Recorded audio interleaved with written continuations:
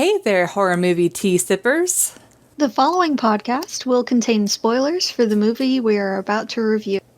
If you have not seen the movie and do not wish to have anything ruined prematurely, then please do not continue to listen until after you have seen the movie. And welcome to the Horror Movie Tea podcast.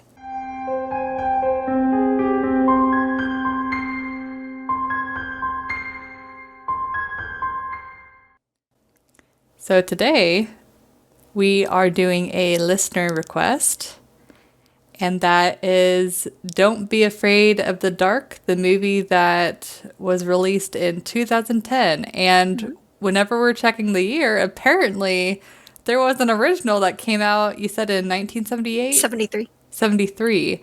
And now we Didn't kind realize of need that. to watch it. Did not realize that. Yeah, 73. So that'll be a future one, I'm sure. Yeah. So thank you for that request. We appreciate it greatly. Yes. And, well, I guess we can start off with tea. So what tea is your poison today? I need caffeine. It is overcast and rainy here today, so with this weather, my allergies go nuts, and I just want to sleep. That's all I want to do is sleep. So I'm drinking Bigelow Benefits Lean and Fit tea. It's You've an been drinking oolong. that a lot. It's become like a morning routine with me. It helps wake me up. So it's an oolong tea with citrus. And if you add just a little bit of sugar in there, Ooh. good stuff. Good stuff. Well, talking about morning routine, I'm drinking the tea that I typically drink almost every morning, and it's the Numi Earl Grey. You do love that one. Yeah, it's ooh. And it's one of those Earl Greys that it's extremely flavorful. Like, because there's some Earl Grey that it's like, it's basically just black tea. It's like, they didn't put anything else. They're full of lies. But this one, like, you can actually, like, taste the bergamot, and it's just so soothing. I love it. Yes. But, Love it. so, off to the summary. You may have to help me on making this one concise, but I will do my best. So this daughter gets shipped off to what we believe to be Rhode Island, right? Yeah, that's what the wiki said. Okay. They never really explicitly say it, at least that we caught. Yeah. But so her father is renovating this really old and huge home, and he's doing it hoping that he will be on the front cover of this like renovation architect magazine type of thing. And Architect's Digest or something like that. yeah, it's something They're like that. restoring it. And so the daughter is supposed to live with him for a little while because his explanation was him and his mother thought that she was sad, and moving her across the country might make her a little bit happier, apparently. But anyways, I digress. So Logic is spot on in this movie. Yep. So they're just kind of, doing the normal renovations, and after enough exploration, they come across this door that had a wall. A wall was built in front of it, and it was the door to a basement. And unknown to them, it is where the village it's where the Fae dwell. Yeah, the Fae. And so this movie is about fairies, for those who don't know, or Fae. I feel like Fae fits better for evil versions of, but I am an old evil. So essentially, the Fae's way of reproducing is to, whenever they are, is it reawakened or they're... When they emerge, they take one person. Yeah. To replenish their ranks. Yeah. By consuming their teeth and bones, and then they become Fae.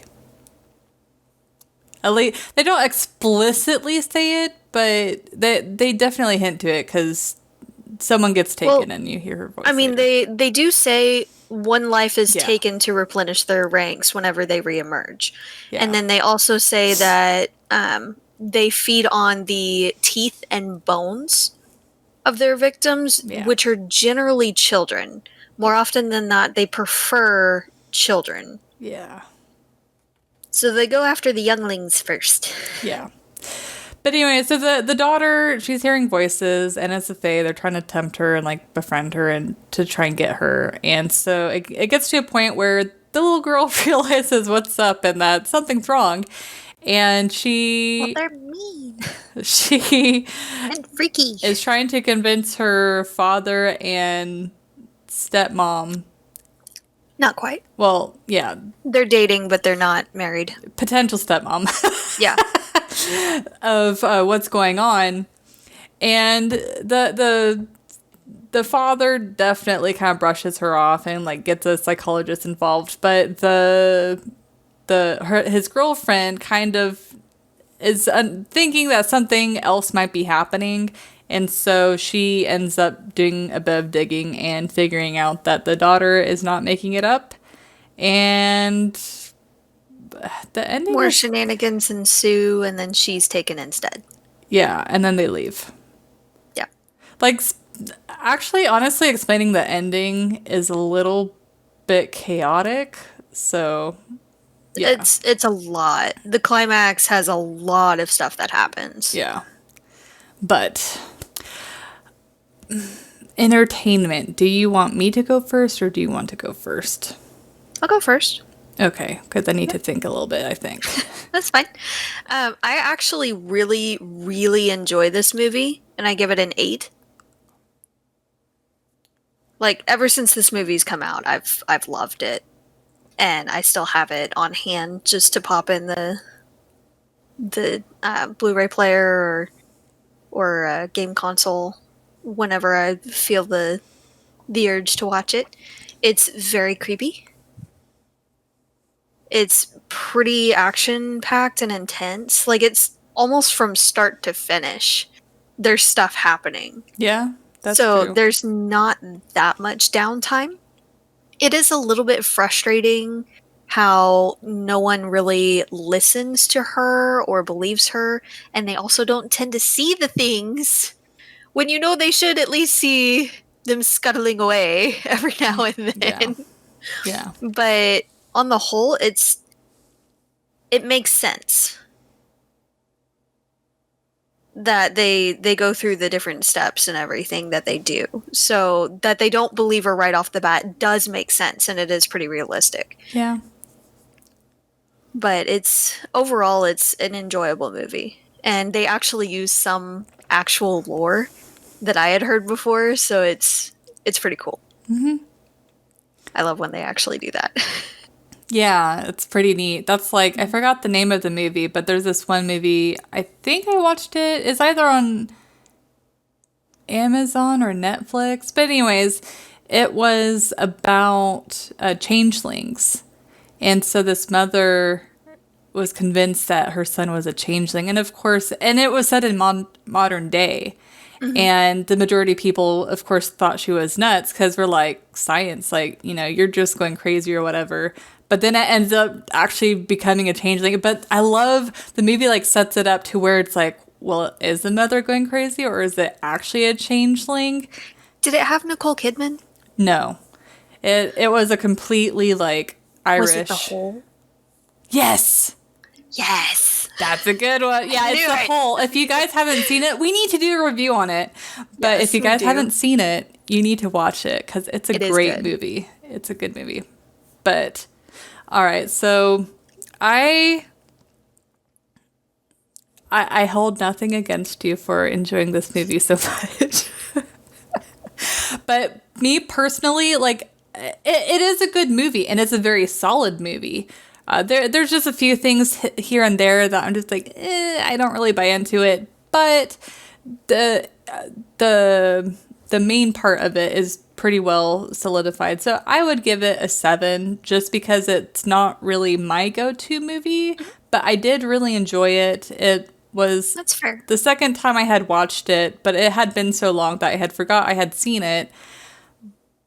But for me, it's like if I had really enjoyed it that much the first time, I would have thought that I would have remembered it. So that's why I'm giving it a 7. So I think it's definitely worth the watch, and it's definitely creepy. And I love when they bring old lore into horror movies for modern day. Like, it's really cool to see that. But it's just not... It's not your cup of tea. Well, I wouldn't even... It's not that it's not my cup of tea. I think...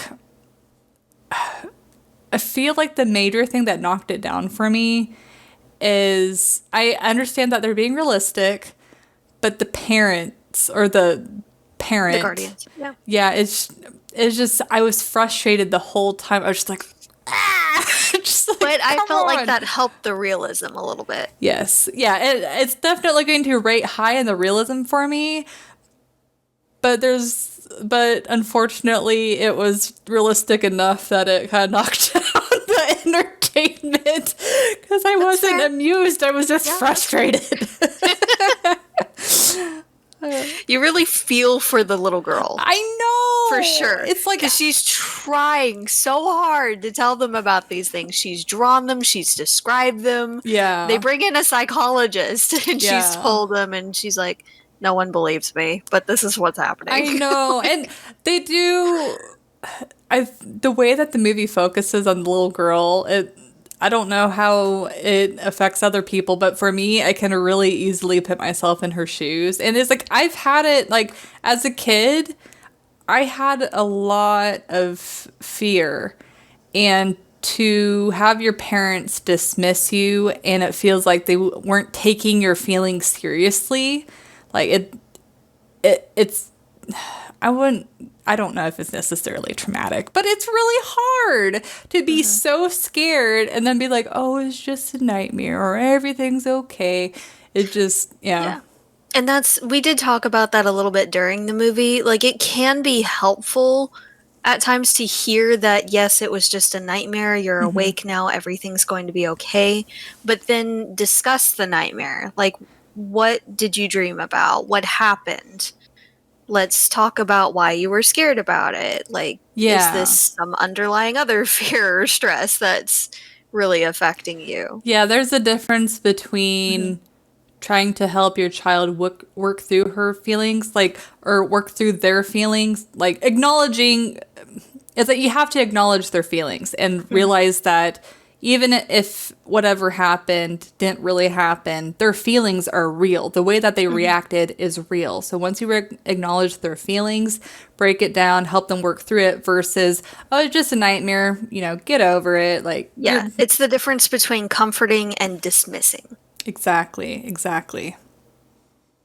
So, and I think that's one of the reasons why she ended up getting very, very close to Kim very quickly, when at first she was completely adamant against her and, like, doesn't want anything to do with her, because she was the only one that didn't completely dismiss her and wanted to listen and hear her side and understand what's going on versus just, oh, it's just a nightmare. Oh, you're just being a kid.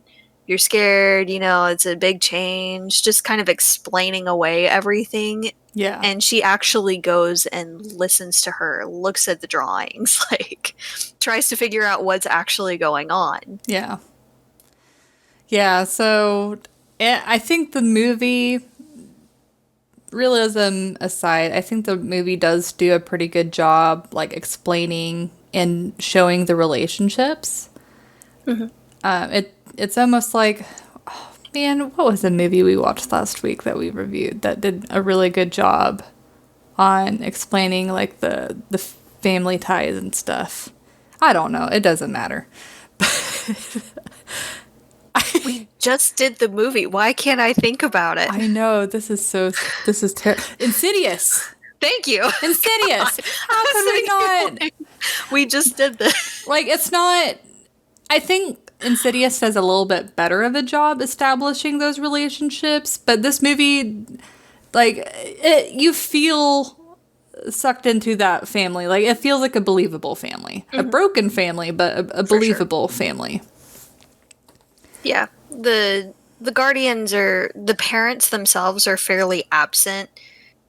Like the dad is completely wrapped up in his work, and you can Yeah. understand it's really stressful. He says at one point, like, every penny he has is sunk into this place, so Yeah. everything is riding on it. And it Yeah. sounds like his career has been in kind of a slump. So he says at one point, like, I can get my career back with this if it Yeah. goes the way it needs to go. He kind of feels like it's Um, his last shot. Basically.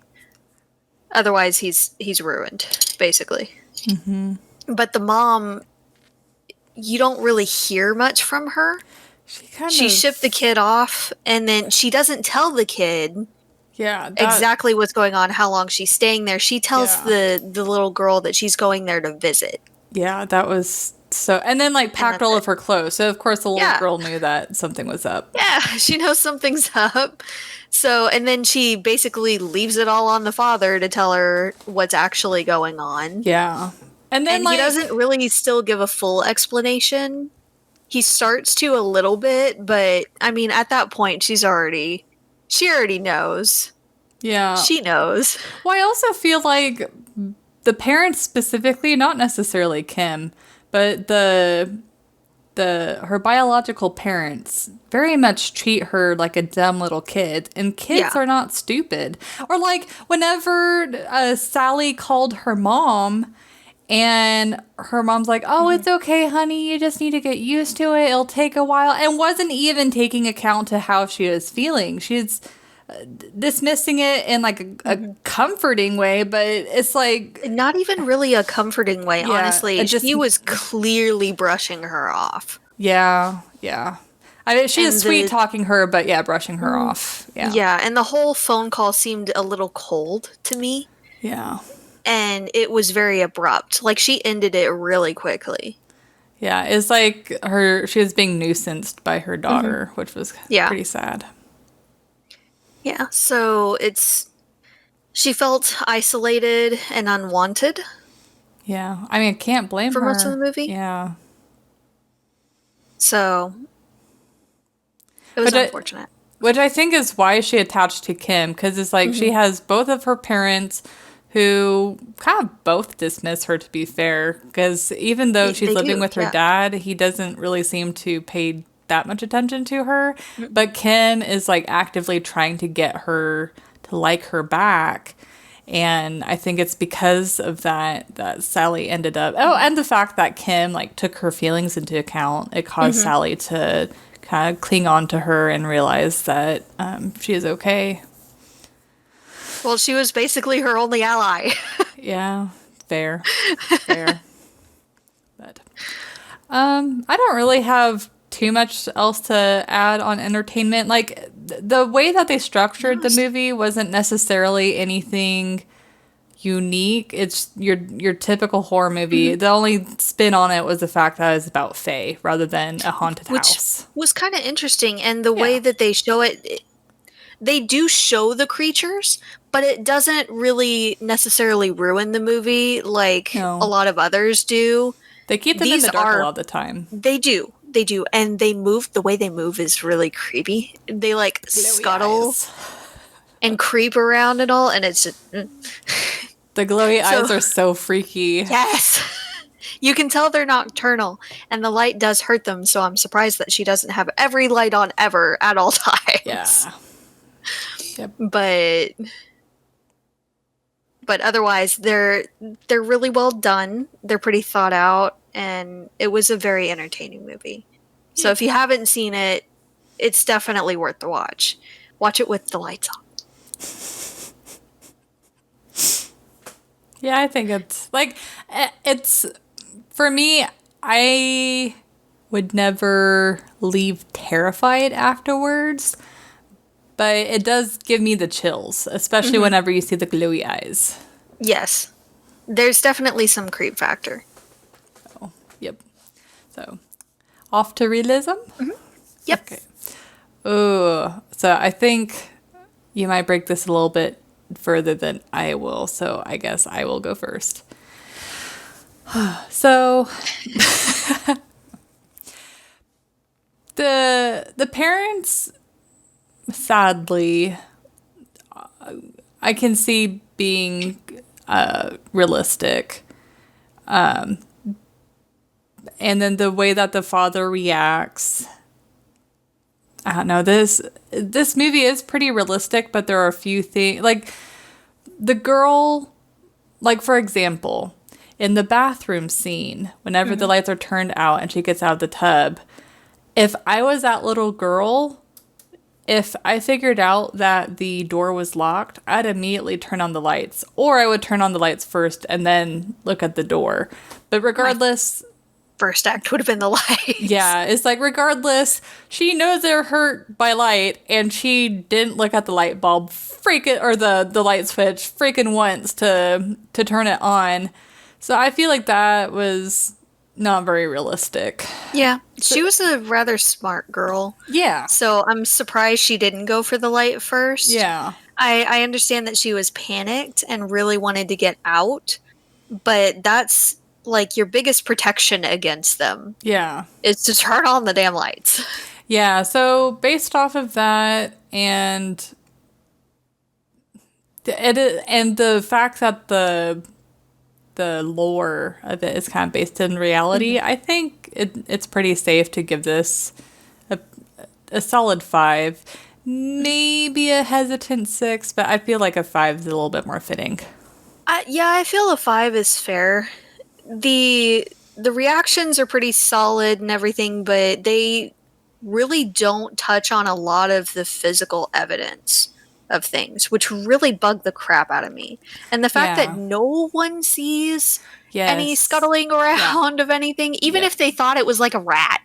I mean, come on, you would have seen something. Yeah, it was pretty much the little girl that was just actually seeing them and noticing them, which is crazy because there's this one scene, if anyone hasn't seen it yet, there's this one scene when one of the Fae runs out under the table, which is where we're like, oh, they probably would have thought it was a rat. But either way, if it's a rat at your dinner table, you would freak out. You'd have some sort of reaction.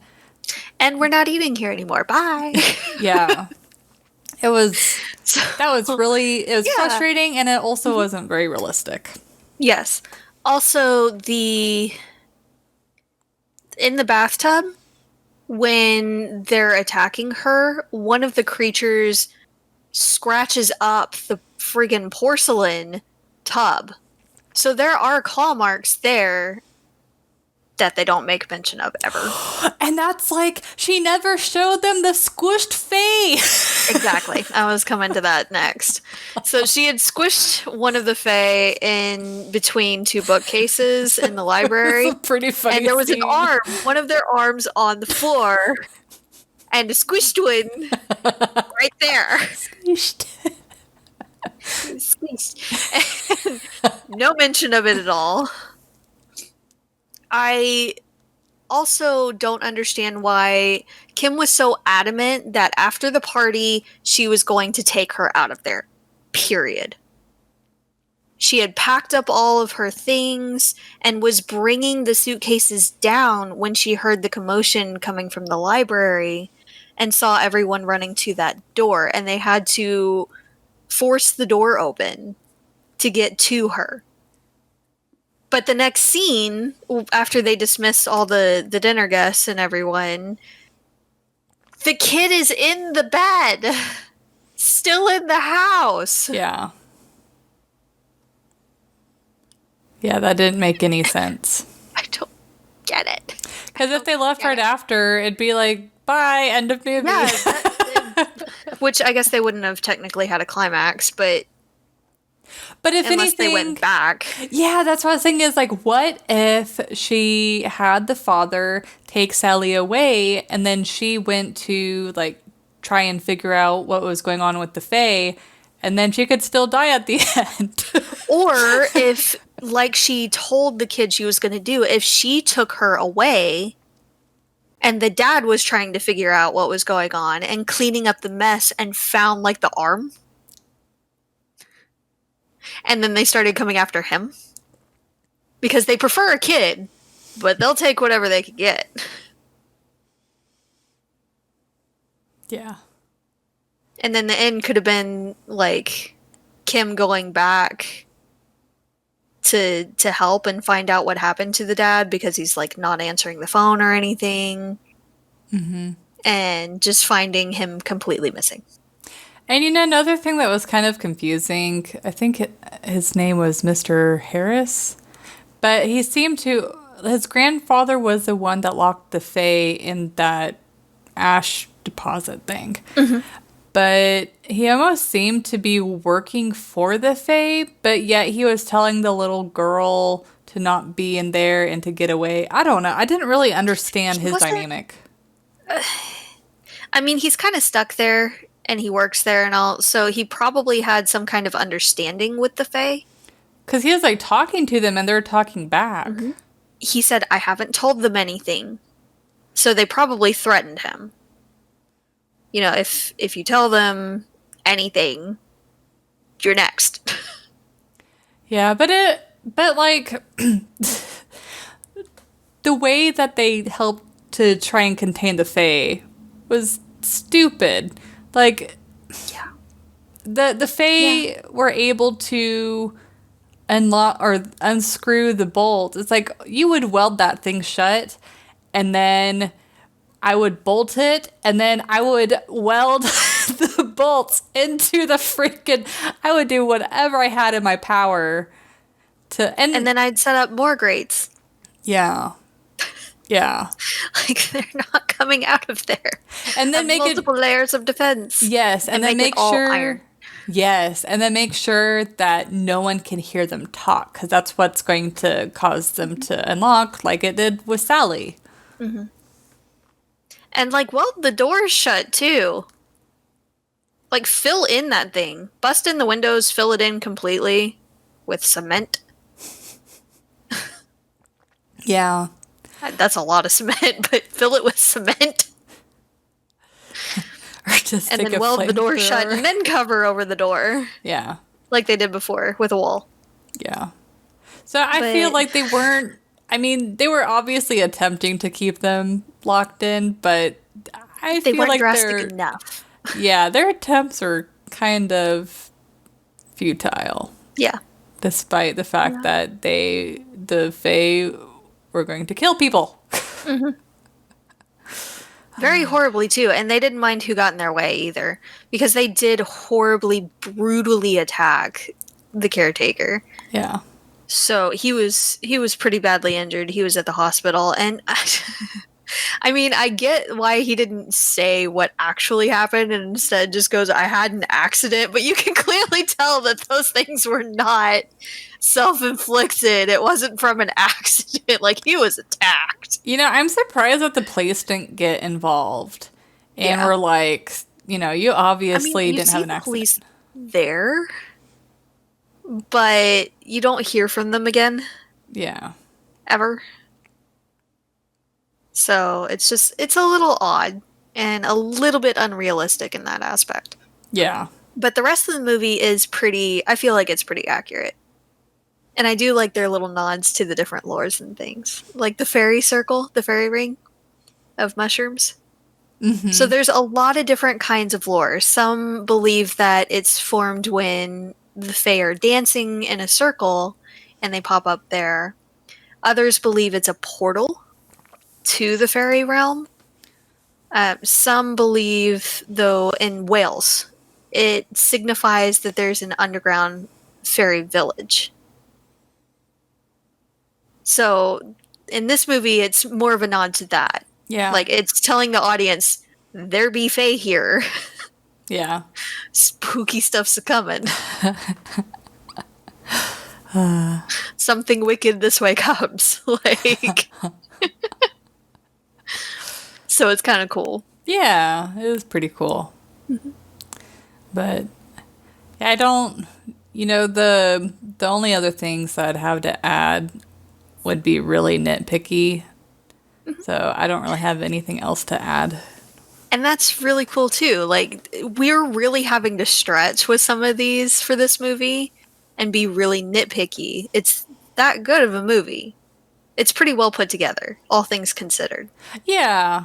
Yeah, like the there's a lot of things happening as far as different storylines, but I feel like it's all they planned it extremely well. They knew what they were doing, and I think it's definitely reflected in the movie. One random side note that I will note that I did kind of dock for, they had way too many koi in that pond.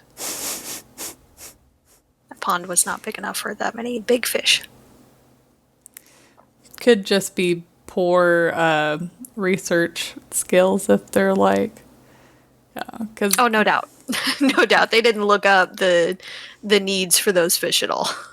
yeah, because my mom had a friend who had a koi pond, and it was a pretty small koi pond, but they had a lot of koi in it. So I feel like, I don't know. Yeah.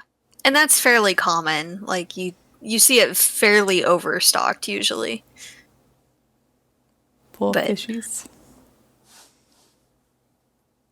just a little side note there from the fish keeper of the group. Yeah, your zoo. Yeah, it's so funny. Before we got online, she was like, "Give me a second, I'm feeding the zoo." So for those that don't know, I don't just have the hellhounds, the husky and we don't know what he is. He's a mutt. He is. We love him all the same. But how you just kind of paused and you're like, we don't know what he is. We don't know. We have no idea. We think he's a lab pit. We don't know. But we also have several fish tanks. So we've got bettas, tetra, we've got a few snails, we've got a blue crawfish that we've fostered and rescued. We're keeping him. Cray Cray, also Houdini number 3. We've got some goldfish, and more recently we have a pleco and a dragonfish in a 75-gallon. So you should call him Houdini the Third. We have Houdini the Third. That's Cray Cray. Oh, but you said Houdini number 3. I said number 4. Oh. What? I could have sworn you said 3.